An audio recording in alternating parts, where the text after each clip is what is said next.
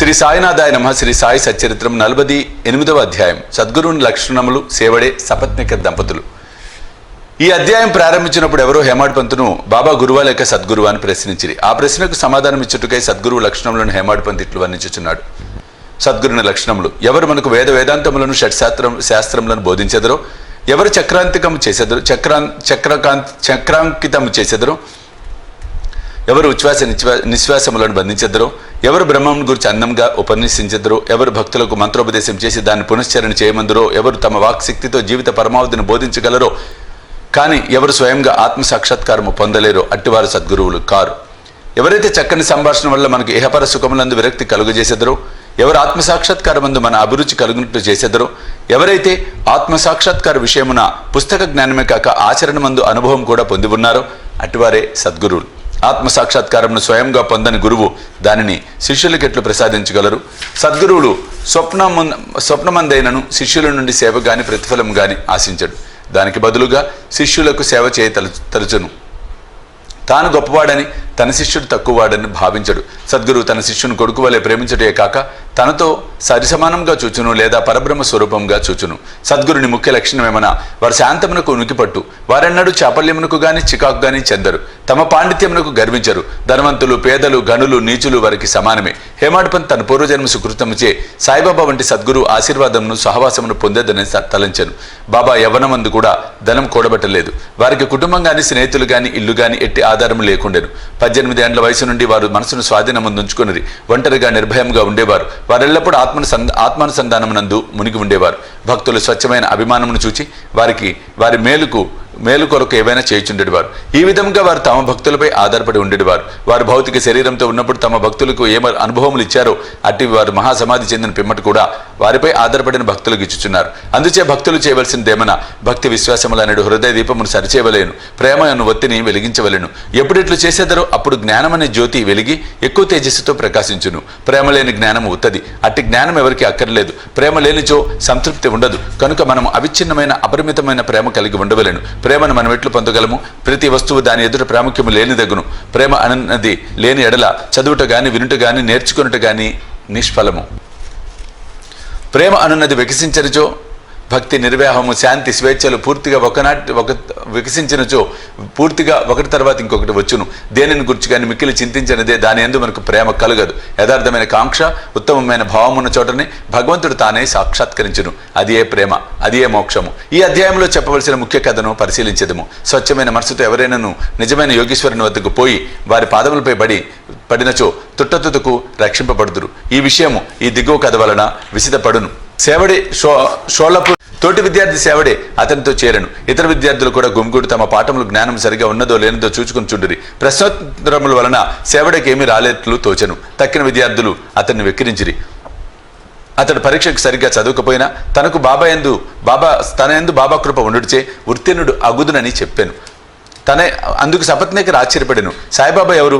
వారినేలా అంత పొగుడుచున్నావు అని అడిగాను. అందువలన సేవడి ఇట్లు చెప్పాను. షిరిడిలో మసీదులో ఒక ఫకీరు కలరు. వారు గొప్ప సత్పురుషులు, యోగులు. ఇతరులు నన్ను వారు అమోఘమైన వారు. పూర్వజన్మ సుకృతమున్న గాని మనం వారిని దర్శించలేం. నేను పూర్తిగా వారినే నమ్మి ఉన్నా. వారు పలుకున్నది అన్నడు అసత్యం కాదు. నేను పరీక్షలో తప్పక ఉత్తీర్ణుడు అగుదునని వారు నన్ను ఆశీర్వదించి ఉన్నారు. కనుక వారి కృపచే తప్పక చివరి పరీక్ష యందు ఉత్తీర్ణుడు అయ్యేదను. సపత్నేకర్ తన స్నేహితుని ధైర్యమునకు నవ్వెను. వానిని బాబాని కూడా వెక్కిరించాను.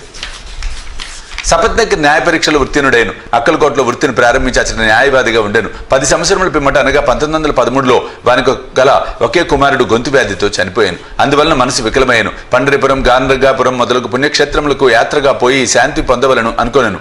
కానీ అతనికి శాంతి లభించలేదు. వేదాంతం చదివిన కానీ అది కూడా సహాయపడలేదు.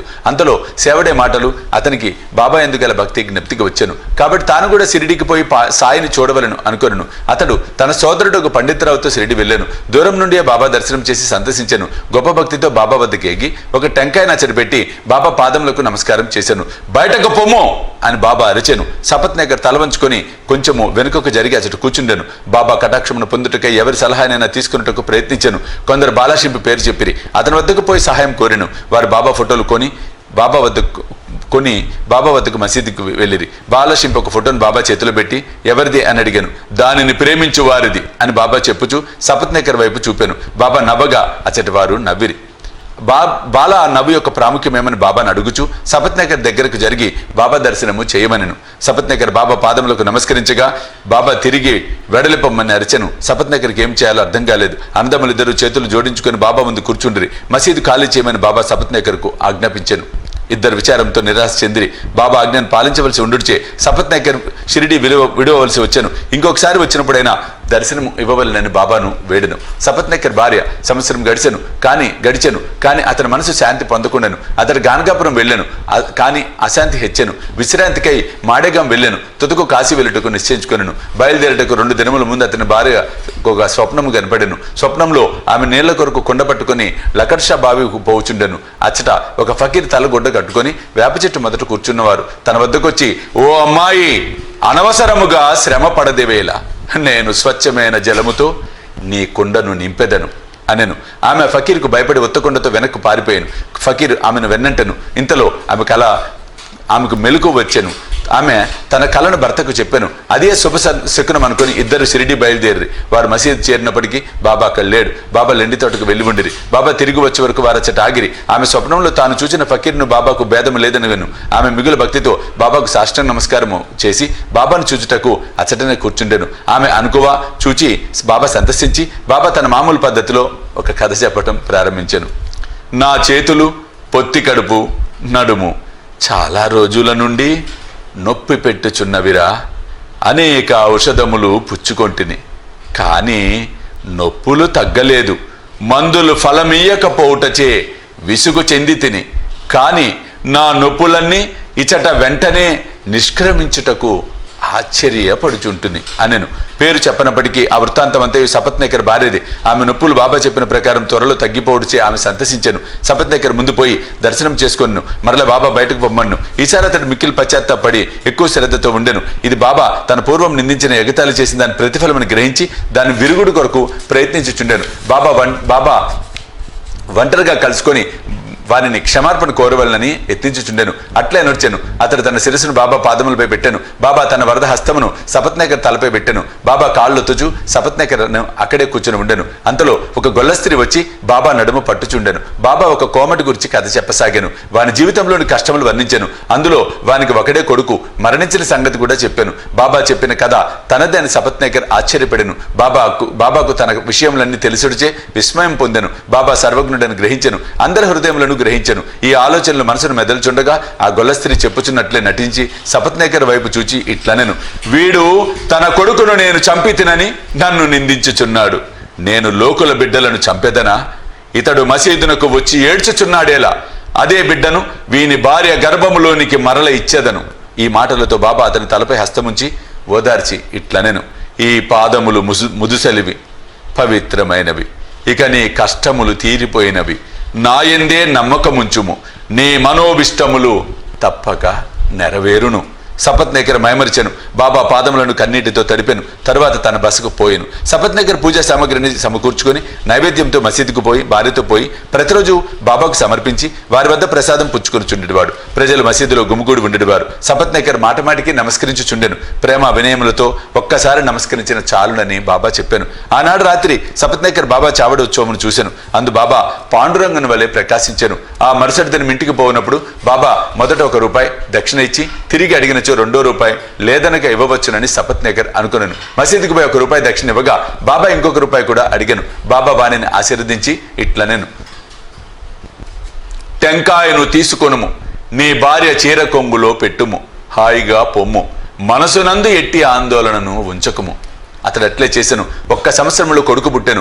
8 మాసముల శిశువుతో భార్యాభర్తలు షిరిడీకి వచ్చి ఆ శిశువును బాబా పాదములపై పెట్టి ఇట్లు ప్రార్థించిరి, ఓ సాయి, నీ బాకీని మేమెట్లు తీర్చుకొనగలము, మాకు తోచుకున్నది కనుక ఈ సాష్టాంగ నమస్కారం చేయుచుంటుమి. నిస్సహాయుల మగుడిచే మమ్మల్ని ఉద్ధరింపవలసినది. ఇక మీదట మేము మీ పాదములను ఆశ్రయించదం గాక. అనేక ఆలోచనలు సంగతులు స్వప్నావస్థలోను జాగ్రత్తావస్థలోను మమ్మలను బాధించును. మా మనసులను నీ భజన వైపు మరల్చి మమ్ము రక్షింపుము. ఆ దంపతులు తమ కుమారునకు మురళీధర్ అను పేరు పెట్టిరి. తర్వాత భాస్కర్, దినకర్ అను ఇద్దరు జన్మించిరి. బాబా మాటలు వృధా పోవని సపత్నేకర్ దంపతులు గ్రహించిరి. అవి అక్షరాల జరుగునని కూడా నమ్మిరి. 48వ అధ్యాయం సంపూర్ణము. సద్గురు శ్రీ సాయినాథ్ అర్పణమస్తు. శుభం భవతు.